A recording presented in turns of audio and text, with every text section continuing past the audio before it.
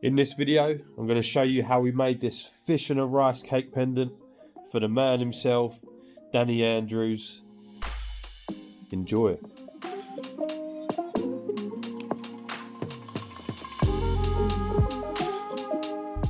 Eight o'clock in the morning, I'll have fish and a rice cake.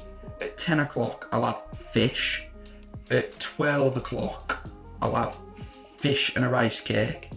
At 2 o'clock, I'll have fish. So this is the 3D model finished. Copied his business logo, but altered the lettering so it would fit a pendant better. And we're going to print it with the bow on the back. And you got the ridges here, so all the enamel will fit in and stay in quite nicely. So I've got a few bits printed off, but tucked behind there, you can see the fish and a rice cake pendant. So I'm going to slice all of this off of the print bed and then cut the supports away. What I'm going to do is just gently cut away all the supports from the rice cake, making sure that I don't break the letters because it's very easy to do.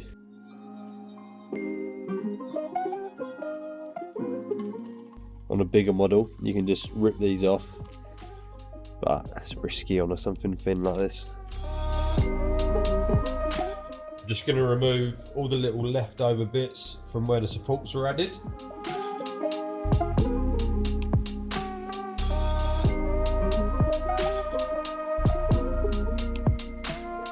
So while doing that, I've noticed the little bits broken off of the A over here. We're going to print it as is, and we'll just fix it up later on, maybe hand cut out an A and solder it to the rest. But it doesn't seem worth reprinting all of this just for that tiny little bit. The custom orders this week are a heavy torque bangle. This double stone pendant is going to have 2 emeralds in it. This is going to be an 18 carat solitaire. The customer provided us with a diamond. And obviously the video is about the fish and a rice cake pendant. So we're going to just attach the 3D print to the rubber base. Important step, stops investment flowing down that rubber, because otherwise that investment will break off when you pour the metal and it will all go down into your cast and just ruin it.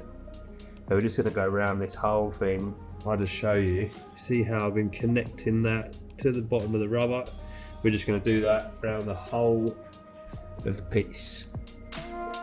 This is actually a test run today, so we're going to weigh up the investment powder as we normally would, but instead of doing it one by one, we're going to put it all in the bucket, stir it with the big electric concrete mixer, and then vacuum it in a vacuum chamber that's big enough that we can do it all in one go. So this is an experimental run. We'll see how it goes. We can always look back and see what to tweak to make it better. So the water's up first. Got 320 grams for 3 lots and 1 lot of 400. I've just been using a syringe to easily remove what we don't need. And that is pretty much spot on. Now, that's going to go in here and we're going to fill that up. Alright, so we're just weighing up what we need. Oh, that's not one. And I'm going to pour it into this bucket. Exactly what I need, ready to mix into the other bucket.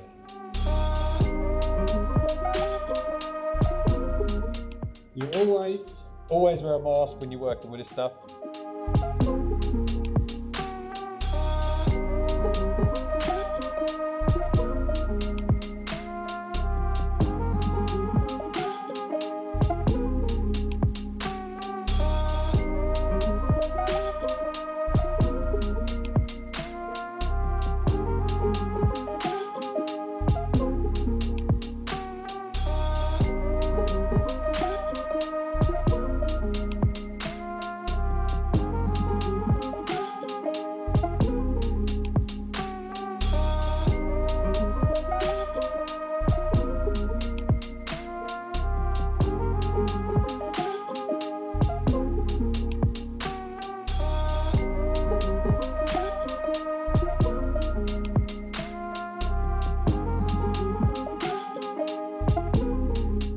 This pendant's going to be made out of an old silver fork. Just got to cut it in half so it will fit in the little furnace.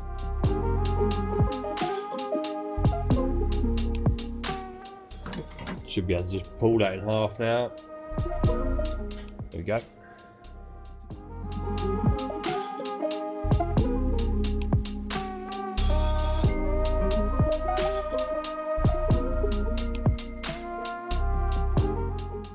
So this is pumping all the air out.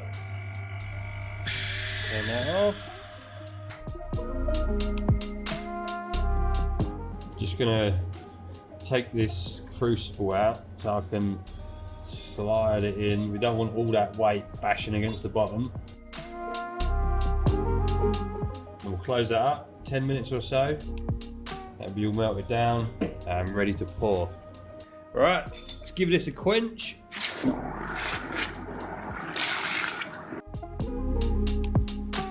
The moment of truth. He looks like he's all there. Cool. So let's remove him from the sprue. Just cut it close to the pendant, but not too close that we risk going over. I'm just going to repeat that around all of these points. So we've got 3 points to the main pendant and 1 to the bail. We're just going to go around all of them, cut them off. So I've just scrubbed this with a toothbrush, got most of the investment off that was left on there, and we're now going to leave this in the pickle. This should get all that black discoloration off, and we'll come back in 10 minutes or so. Just going to remove where the sprues were using a rubber wheel. Now it's best practice, wear a mask when you're doing this because rubber and metal flies everywhere.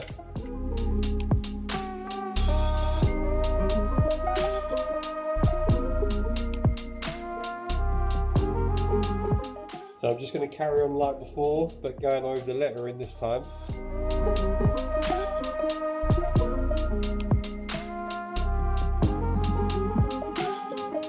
Here's the bail. I'm just going to cut this open and then we can slot it into that top ring and solder it up, and it will be able to go on a chain then. So that is now cut through. We just got to use a pair of pliers, open that up just slightly. Might need a couple pairs of pliers there.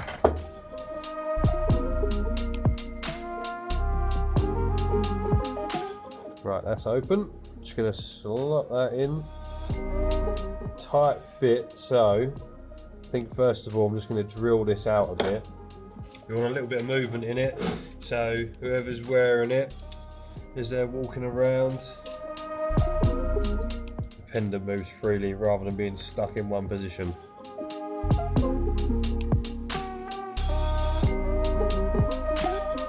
So it is open a little bit more.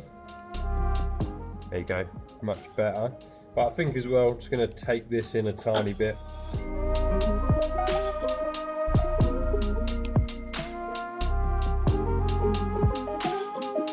Let's move that out now because it'll be harder to do it later. Oh, drop it. Right, that fits nicely in there. So we can bend that round like so. So I've slotted a little bit of solder in that joint, and we're just going to apply some borax, help it all flow nice and smooth. Oh, knocking the camera. Right, now heat that up.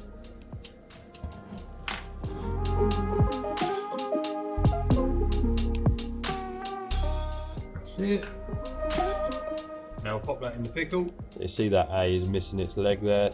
Just going to cut one out of this bit of metal, freehand it. Seems like the quickest thing to do, and the end result will be just as good as if I measured it all out, because it's only a tiny little piece. So I'm just going to do a rough cut and then file it back until we got what we want. So this is going to be too big by far, but we'll just work with it until it's what we need.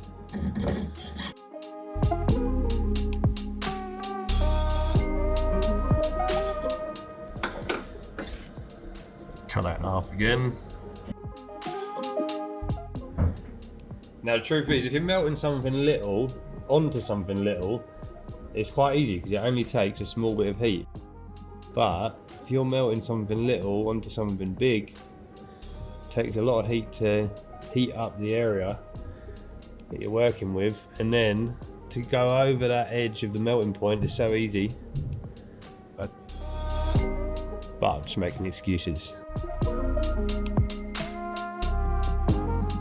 Already this feels better, holding this little piece differently now.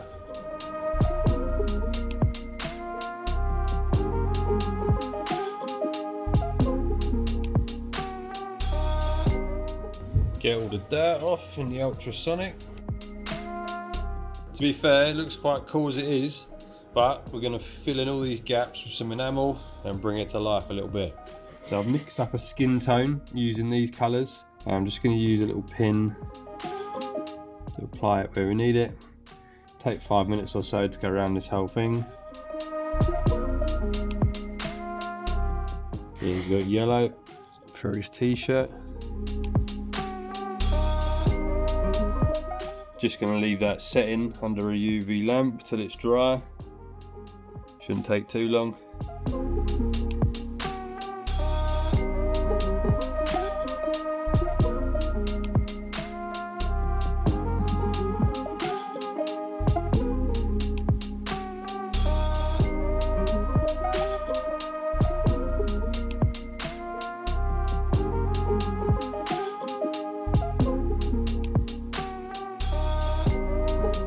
And there you have it, start to finish, fish and a rice cake pendant for Danny Andrews, the man himself.